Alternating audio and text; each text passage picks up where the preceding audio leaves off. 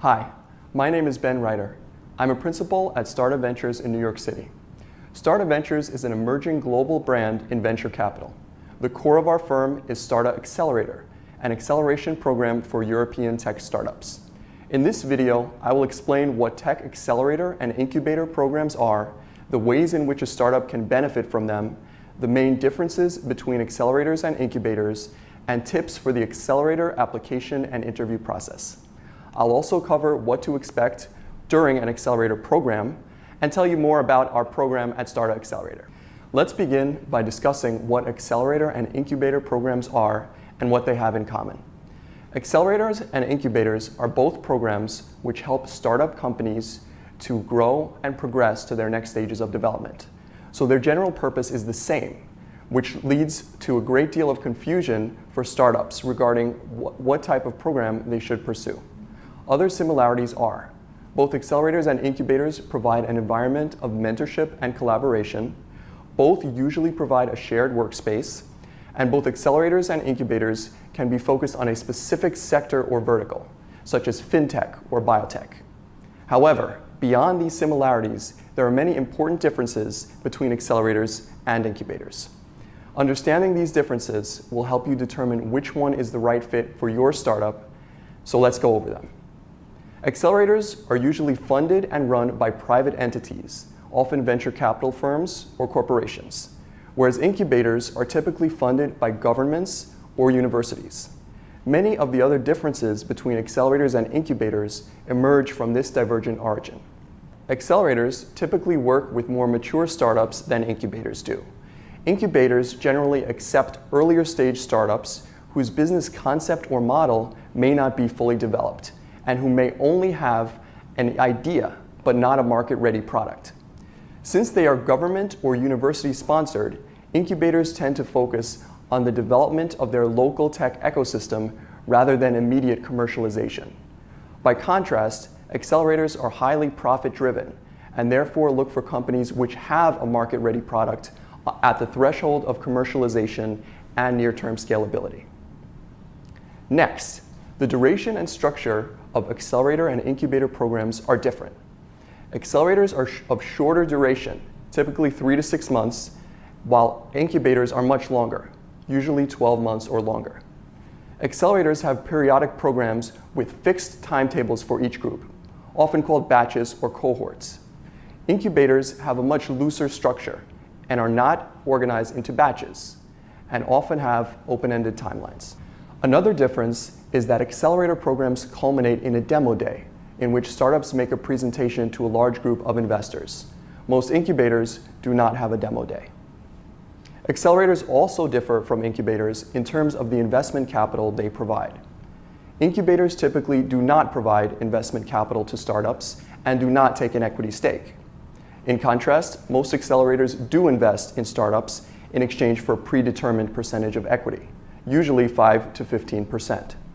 Accelerators, therefore, are highly incentivized to support the long-term success of their program participants and act as strategic investors even after startups complete the program. Finally, the application process may differ. Because accelerators work with more mature companies which are ready for commercialization, their application will focus heavily on current traction and scalability. Incubator applications will concentrate on having an innovative idea and a business plan rather than a finished product or a proven business model. Accelerators usually receive many more applications than incubators, and consequently admission to them is much more competitive. Admission to US accelerators is especially challenging for European startups, which are coming from a vastly different business climate. The most well-known accelerators in the US are Y Combinator, Techstars, and 500 Startups. Some of the most well-known incubators in the US are the Environmental Business Cluster in San Jose, the Advanced Technology Development Center at Georgia Tech, and NYU Polytechnic Incubators in New York City. But just because these are the largest and most popular ones, it does not mean that they are the best fit for all startups. A program that concentrates on a particular vertical may be the best fit for some startups. Startups from outside the US should consider a program that is focused on international startups such as Startup Accelerator or Maryland International Incubator. I'd like to mention a consideration specific to foreign startups which are seeking to enter the US market. For a foreign startup to independently enter the US market, in other words, without participating in an accelerator or incubator program, it will take an average of 1 full year and cost approximately $500,000. This is a huge investment of time and money. These resources will be spent on localizing the company to the US, which includes registering the company, setting up an accounting system, obtaining legal counsel, and adapting the product and marketing message to US customers. Establishing a local network of investors and customers is a very difficult process when attempted independently, without experienced guidance. Participating in an accelerator or incubator can significantly reduce the time and money required to successfully enter the US. Keep this in mind when considering whether to apply to these programs. If you've decided that an accelerator program is the right path to pursue for your startup, you'll be embarking on an extensive application process. I'd like to give you some advice on how to position yourself for a successful application. In your written application, it is critical to describe what your startup does in a very clear and concise way. Clearly state the problem that you have identified and what your solution is. Explain how your solution is unique and how it is better than that of your competitors. It is likely that the staff of the program you're applying to is reviewing hundreds of applications. They don't have time to read unnecessary information or try to decipher a vague or extremely complex concept. So be clear and concise. The next tip is to clearly and accurately describe your professional background and that of your core team members. One of the most important factors that an accelerator program considers is the strength of a startup team. Startups must frequently pivot from their original concept or business plan to a different one, especially at an early stage or when trying to enter a new market. A strong, competent team is viewed as having the ability to overcome challenging circumstances. Therefore, it is highly desired by accelerator programs.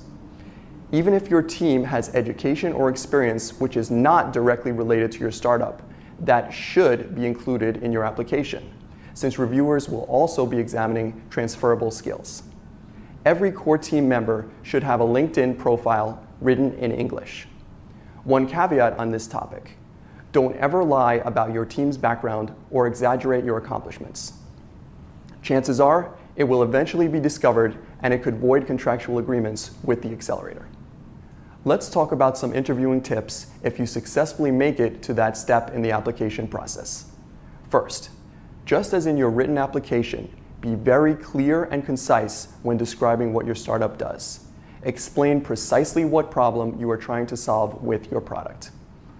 Tip number 2, ask good, insightful questions that demonstrate genuine interest in the program. Take the time to prepare for the interview by doing research on the program content and structure. That will enable you to ask informed questions. But with that said, don't ask too many questions. You can always ask follow-up questions after you are accepted into the program. Asking too many questions during the interview will make you appear anxious and uncertain. Interview tip number 3. Be prepared to discuss your assessment of what your upcoming business challenges will be and how you think you'll benefit from an acceleration program. Be as specific as possible. For example, if you expect to face obstacles adapting your product to the US market, describe in detail what you anticipate those obstacles to be. Don't give generic answers. Be specific. Interview tip number 4 is one which is often overlooked by applicants. Demonstrate that you are flexible and can accept constructive criticism. These qualities are essential to deriving benefit from an accelerator program and to overall success in business. The interviewer will be asking questions which test whether you possess these qualities. If you respond with thoughtful, direct answers and show that you are not resistant to new ideas, you will dramatically increase your chances of being accepted. My final tips are: as with any interview, be on time and have a presentable appearance, even if the interview is conducted via video chat. Be conscious of the interviewer's time and don't extend the conversation too long. I'd like to conclude by talking about our acceleration program, Startup Accelerator, and what makes us unique. Startup Accelerator is an accelerator for startups with European roots which are seeking to gain traction in the US. We look for startups with a significant technology focus in any sector and the potential to have a global product. Most applicants already have a minimum viable product and proven traction in their home country. Our program is 3.5 months long and focuses on helping startups move forward on the path to attaining revenue and raising funds in the US.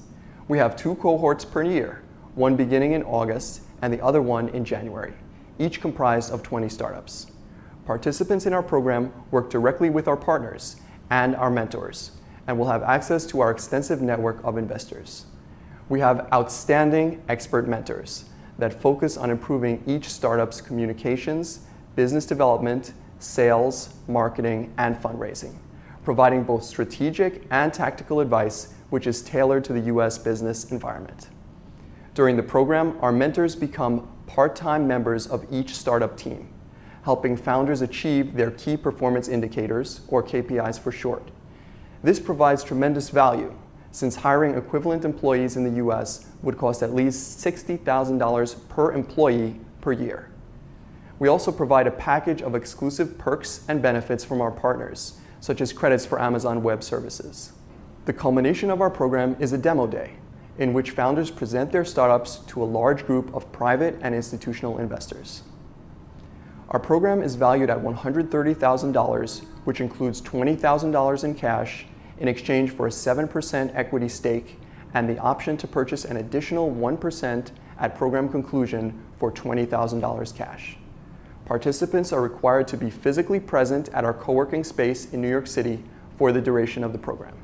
What makes our accelerator unique is our proven ability to ease the transition of European startups to the US, from the biggest issues to the smallest details. That is our core competency, as well as our extensive network of established business connections, which has taken our partners years to cultivate. And we treat our accelerator startups like family, both during and after the program.